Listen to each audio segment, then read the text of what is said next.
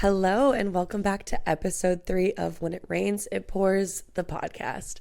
So, last episode, I talked about all my celebrity influencer encounters, and some of those happened at concerts. And the people who know me know that there was a phase where maybe once a week I was going to a concert. I was also like not caring about money. I was like, oh, this artist, I know one song. Their tickets, $50, great, I'll go. But I think it was because in high school, I went to a couple concerts at like our local theater. I saw Blueface, Denzel Curry, Oliver Tree, and Cage the Elephant there. And then the pandemic hit, and obviously there was no live music. And so once concerts started coming back, I didn't care. I was like, I know one song, I'm there, perfect, catch me there. And so I definitely just kind of went pedal to the metal with that. And if you can see, I'm wearing my Tyler, the Creator merch from the Chromacopia tour. And I just went on Monday, so I figured that this is a perfect thing to talk about. I've probably been to like 100 concerts, so I want to do some advice, things I wish I knew when I was getting all these tickets, when I was going, some stories, some little things. I'm just going to start with a little anecdote to kick it off. I'm a Machine Gun Kelly fan. Say what you want. I don't love his rap. Okay, I'm a pop punk girly, and so when he started making that kind of music, I definitely focused a little bit more. And I've seen him twice. The first time it was at the Shrine in LA, and then the second time I went with someone I didn't really know. It was like a friend of a friend, and we had actually never met prior to this, and we got an Airbnb, and like we had talked online, and we were gonna go see him at the Forum, so it was a lot bigger of a show. And we're pre-gaming, we're doing the whole thing. And this was like height college, so I could drink a lot. I could take some shots and I could hold my own. I don't love a messy drunk. And so, I was doing the damn thing to like be fun, but nothing crazy. And the person I was with, they were a little bit older than me, and we're in the Uber and they start slurring their words. And I was like, well, I've never seen them drunk. Like maybe this is just kind of how they are. And we get there and I'm like, oh, they're fucked up. And we walk in after we buy some merch and we go look at our seats. She starts falling. I was like, okay, let's go get in line. Like, let's go to the bathroom. She starts throwing up in the trash can on the floor of the Forum. And show hasn't even started, keep in mind. Willow Smith was the opener. I'm missing the opening because of this. And I was basically like, do you need to go home? And she was like, yeah. So I had to walk her out. I had to ask security, can I leave and come back in with my ticket? They took me a different way, got her in the Uber, got her home. And I was alone at the concert, but I had a great time. I just wanted to listen to the music. We had a seat, so once it started, it was fine. And I knew if I could handle that, kind of could handle anything. I had seen Tyler 2 other times, and I really just wanted to see this set. I saw him at Pachanga, which is a venue in San Diego. I saw him there 2 years ago for the Call Me If You Get Lost tour, and I was GA. I was like as close as you could be. My ticket was $100. This time I was in the nosebleeds and my ticket was $100. So something I've noticed, I think, since like 2021 to now when I started doing all these concerts is holy fuck, they're expensive. I don't know what's going on, but like the price gouging of it all is so much. And I think there was a time during all of that where I would spend whatever. I'd be like, oh, like $250 here, $300, great. Like, I love this artist.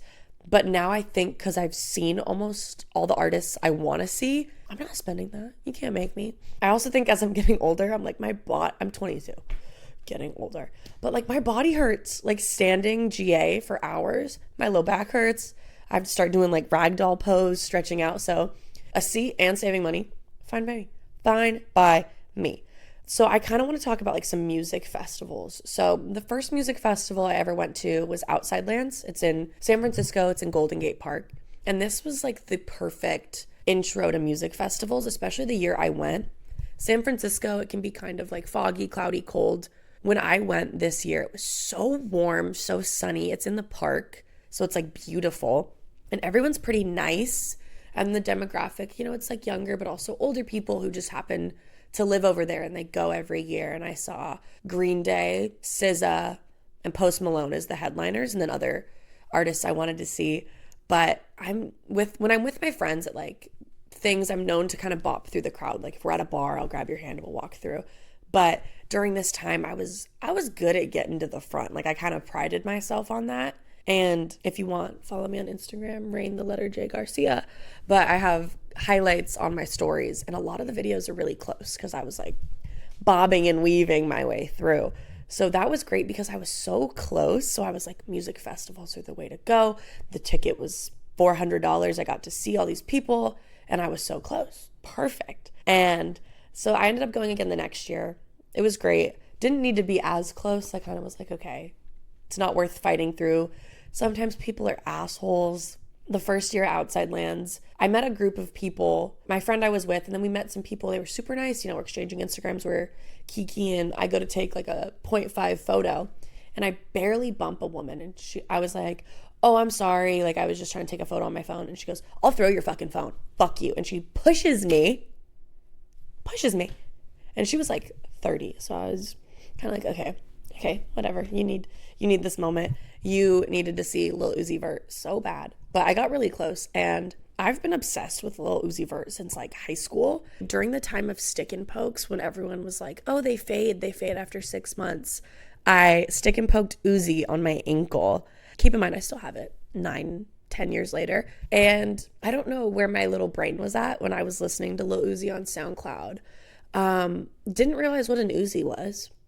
So I just have the word Uzi on my ankle. Love that. And, I'm never going to get rid of it. I think it's funny. And I think it's kind of cutesy. So another music festival that I went to, and I'm going to go to again, I went to Stagecoach. It's in Indio. It's the weekend after both weekends of Coachella at the same grounds. And it gets dusty. And it's so hot. When I went, it was like 100 degrees. And I decided to camp, but not like tent camping for... I don't know if they have it for Coachella. I've never been. But they do, it's called Lake El Dorado, and it's lodging. And you kind of get like a lodge. And there's cots in there, and then they give you chairs. And it's kind of by a lake. It's pretty. It's really fun because everyone brings like tables for beer pong and the people next to you, and you get to know them. And it feels like camp almost. So I loved that. There was communal showers. Didn't love that. This year we're not doing it because it was so hot, and since it's dusty, there's dust getting into your thing, like under the door. I got dust in my lungs. But Stagecoach is fun, and I think the difference about Stagecoach to other music festivals I've been to, a lot of people will bring their chairs. So they'll bring chairs, they'll set them up where they want, or like a blanket, and then they'll leave. They'll claim their spot. And I'll talk about concert etiquette and what I've noticed in a little bit, but people will leave their chairs and just no one touches them. So we left our chairs. We kind of asked the people around us, and they're like, yeah, this is normal. Go get your food, go explore. And we came back, chairs untouched, spot secured. So that was great, especially because the spots are so big, but there's giant screens, obviously. So let's talk about concert etiquette. I think because of the pandemic and people that were maybe a little younger than me that are now of age to start going to concerts don't realize the politeness of it all. For example, I heard at Sabrina Carpenter, this girl pissed herself in the pit because she didn't want to lose her spot. Are you fucking kidding me? That is so gross. And that happened, I think, at Green Day at Lollapalooza. People are just peeing themselves in the... I don't know. It's never that serious. That's fucking disgusting. But yeah, people are just kind of getting to be dicks. They're shoving really hard. Even when I said I was kind of bobbing and weaving, I'd stop for a little bit. I'd, wait for another group to be going. It would take some time. I'm not just pushing my way to the front. And I used to be a big mosh pitter. I went to Rolling Loud twice, and that was fun. But I was definitely in my phase of wanting to mosh. And the first year I was moshing, and if you go listen to episode 2, there's the NLE Choppa story. And so if I was in the mosh pit, obviously I had to work in the splits, obviously. But I pulled my hamstring. The sponsor was Four Loko. And so I had 2 of them, and I just awful. I had to DoorDash ice packs the next day and sit. I couldn't sit on the toilet. My hamstring hurt so bad. But the next year when I was in the mosh pit, I was just kind of moshing, doing my own thing, jumping around. I'm not pushing people. You're jumping.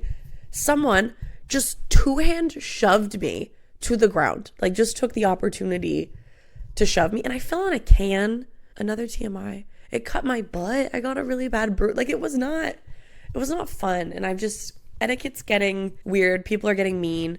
And they're getting too messy, too fucked up. They're throwing up in the pit, throwing up on people. It's not the way. One, if you need to be that messed up to be at a live show, you probably shouldn't be going. And if you can't handle getting a little buzz and you get like that, you probably also shouldn't be drinking.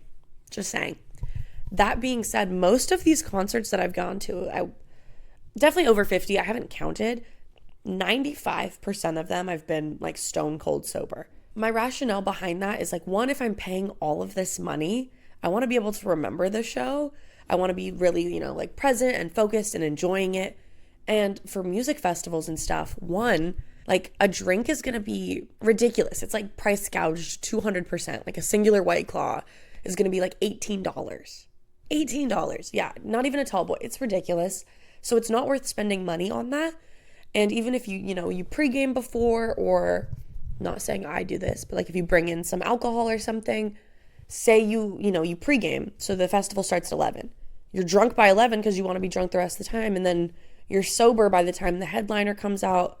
Maybe you're a little hungover and it's so hot and you're standing, so you're probably dehydrated. I just don't ever think it's worth it to not feel good. I'm, pretty in tune with my body. I want to be hydrated, but not too hydrated that I have to go pee and I lose my spot. And so it's just never been worth it. And I just would rather save my money and I'd rather enjoy it. So if you're someone that feels like you have to be messed up to go to concerts, maybe, next time try going sober, see if you like it. And if you don't, maybe you don't like live music, and that's okay. So I kind of want to talk about like advice and things I wish I knew. So for thing one, wear comfortable shoes. Obviously you want, cute outfits, you want pics, but wear comfortable shoes. And if you're buying shoes specifically for a festival or a concert, break them in ahead of time. Like for Stagecoach, a lot of my cowboy boots, not all of them, but some of them I've just bought secondhand because they're already broken in a little bit. But then I'm putting in Dr. Scholl's insoles. I'm wearing them for weeks up until the festival just to make sure that they're comfortable. Bring Band-Aids in case you get blisters. For something like that, like you're going to get tens of thousands of steps in a day. Usually they stagger the stages where, say they have like two headliners, like the headliner and another main artist. They're going to be as far from each other as they can possibly be, with the example of one festival I've been to. But they're going to be as far as they can possibly be, so that way you can hear both artists and you can't hear the other one from the other stage. So make sure you can walk in your shoes. Make sure you have some kind of water. Some festivals, like I've been to Camp Flog Gnaw, which is Tyler the Creator's festival, they have free water fill stations. So look at the rules when you buy your ticket. Sometimes you can bring in a water bottle. I'll just bring in like an empty plastic water bottle so it's not as heavy. And that way I'll fill it up. I don't have to pay for the water, have water. Sometimes you can bring a CamelBak and that way it's on your back. But just make sure that you're hydrating, when you're walking and doing all of that. For bringing stuff with you, people will wear fanny packs. And I think that's great. I'll put like a battery pack in there to charge my phone, some chapstick, sunscreen, whatever. Do not put your phone in the fanny pack. The amount of people I know who have been to different music festivals and gotten their phone stolen is insane. But that's like a thing. People will buy a ticket specifically for this, or they'll sneak into a festival and the goal is to steal phones and resell them. Someone was caught at Rolling Loud a couple of years ago, giant backpack full of like dozens of phones.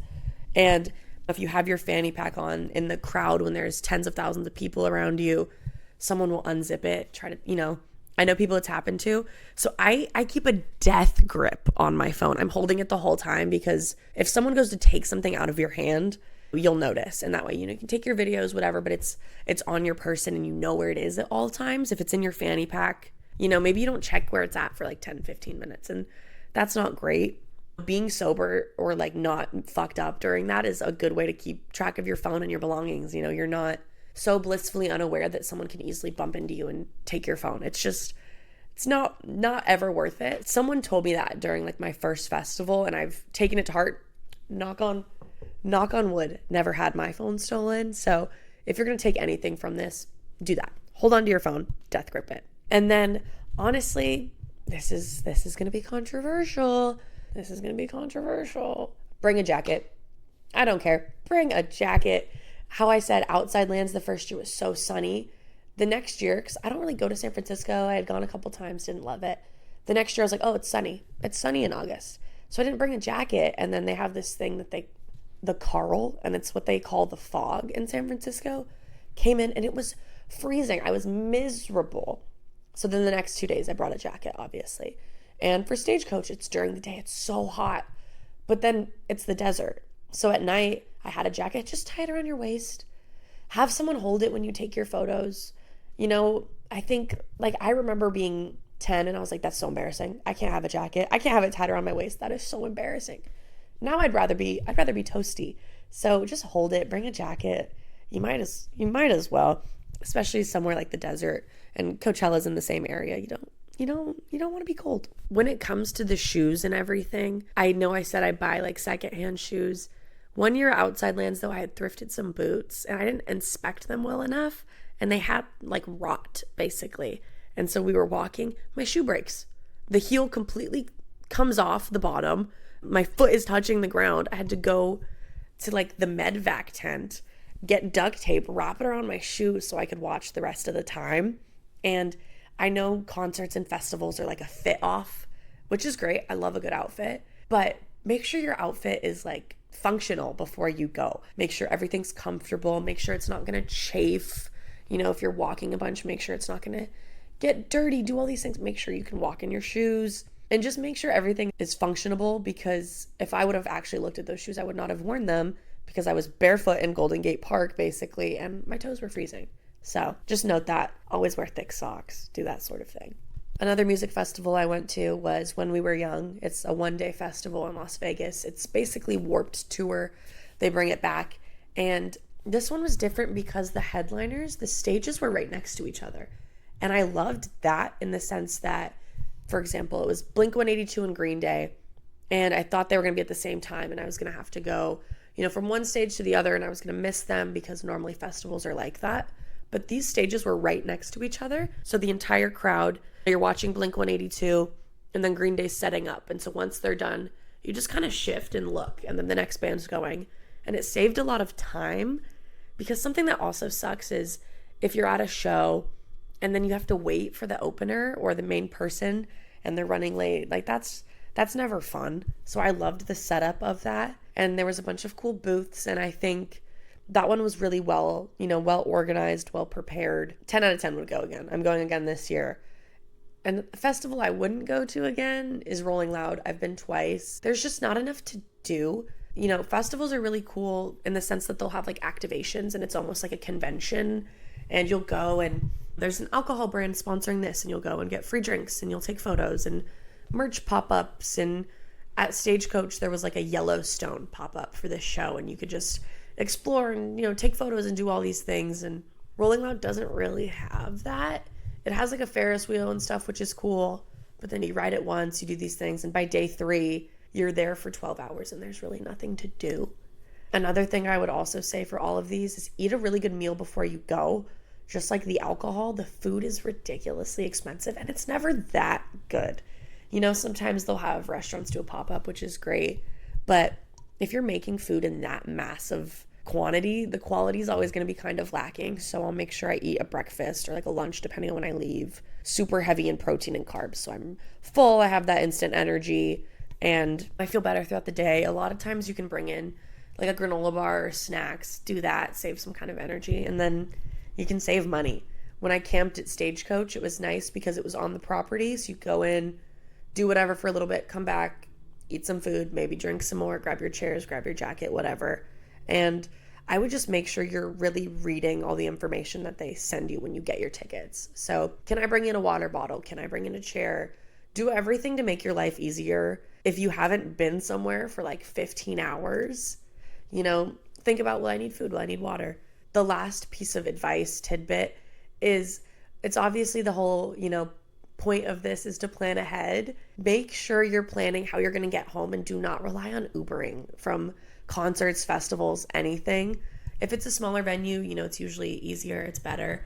For shows like the Forum, I was stuck there for so long. The Ubers are hundreds of dollars. Like, they gouge the prices because it's such a condensed area. It's going to be way harder for cars to get in. It's going to take forever to get out. And sometimes you just can't get Ubers. When I was at Camp Flog Gnaw the first day, we were like, okay, we'll go. And then we Ubered there, easy. And then we'll Uber back. And we couldn't find an Uber. They weren't picking up at all where the pickup was. We were walking, and finally I was with 2 of my friends, and there were cars that were driving past us that were picking up people that they knew. So it was like, oh, my friend's picking me up, my dad's picking me up, whatever. And I finally just knocked on this girl's window and I said, hey, we can't get an Uber. I have $100 cash. Will you just drive us somewhere so we can call an Uber? And it turns out they were kind of going near where we were staying. So she took us, but it's like, I got into a stranger's car. You probably shouldn't do that. Don't get in cars with strangers. But having a backup plan, like asking someone who lives in the city to give you a ride, or biting the bullet, paying for parking, being sober enough that you can drive. That way, at least, you have a car to get into, you have a way to get out. And so you can really focus on your safety. You don't want to be walking somewhere scary at night. You don't want to be alone at night. You don't want to be stranded in an area you don't know. So always plan ahead on that. I would rather bite the bullet on parking and, not buy a $20 drink inside. It's always worth it. That being said, I love music festivals. I love concerts. I love live music. I'm at the point now where I'm definitely not spending as much money. I'm not going as often. And I'm opting for a chair so I can kind of sit, be comfy, cozy, and see the artists I want to see and just enjoy it. I definitely have a couple more people on my list I want to see. I want to see Chappell Roan. So, Diva, if you're watching this, go on tour. Okay? Give me, if you see this, love you, girl. But I hope you, enjoyed some of these tips. I hope you take some of them for later. If you have any questions about the places I named and you want more in-depth explanation about them, leave a comment, DM me. I'll tell you my whole experience, and love live music, and I'm loving this podcast. So thank you for listening, and I'll see you next time, because when it rains, it pours. Bye.